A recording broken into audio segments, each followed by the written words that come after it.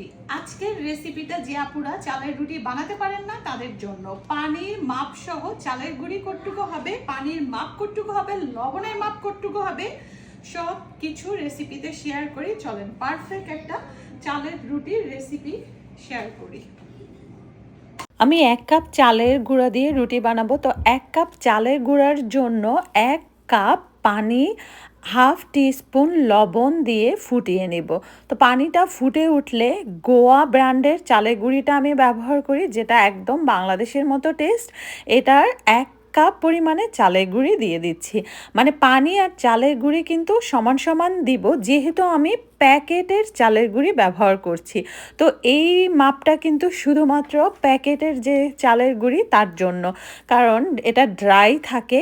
এরপরে চালের গুঁড়াটা পানির সাথে একটু নেড়ে মিক্স করে নিব এবং লো ফ্লেমে ঢাকনা দিয়ে রেখে দিব 5 মিনিটের জন্য। তো টোটাল আমার 7-8 মিনিটের মতো প্রসেসটা করতে লাগছে।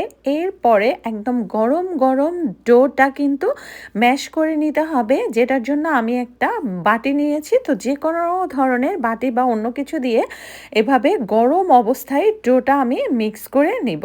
আর যখন হালকা গরম থাকবে, মানে বেশ গরম ভাবটা কেটে যাব, সেই অবস্থায় হাত দিয়ে ভালো করে ম্যাশ করে নিতে হবে। চালের রুটিতে কিন্তু একটু ভালো করেই ম্যাশ করতে হয়। তো এই ম্যাশ পার্টটাও আমি 4-5 মিনিটের মতো করেছি, তার থেকে আর বেশি না। তারপরে জাস্ট ডো করে নিচ্ছি গোল গোল। এরপরে রুটি বানানোর পালা। তা আমি আনাড়ি হলেও আমার কাছে মনে হয়েছে আটার রুটি থেকে না চালের রুটিটা মাশাল্লাহ আমার শেপটা আসছে ভালোই। আর যতটা সম্ভব পাতলা করে বেলে নিতে হবে। 1 কাপ চালের গুঁড়ায় আমার 8টা পরিমাণ রুটি হয়েছে, মানে ছোট ছোট সাইজের 8টা রুটি ছিল। তো এনাফ। তো এরপরে সবগুলো রুটি বানাবো আর ভাজবো। তো আমি সবসময় রুটি ভাজি, দেখা যায় এক সাইডে আমি বেলতে থাকি আর এক সাইডে ভাজতে থাকি।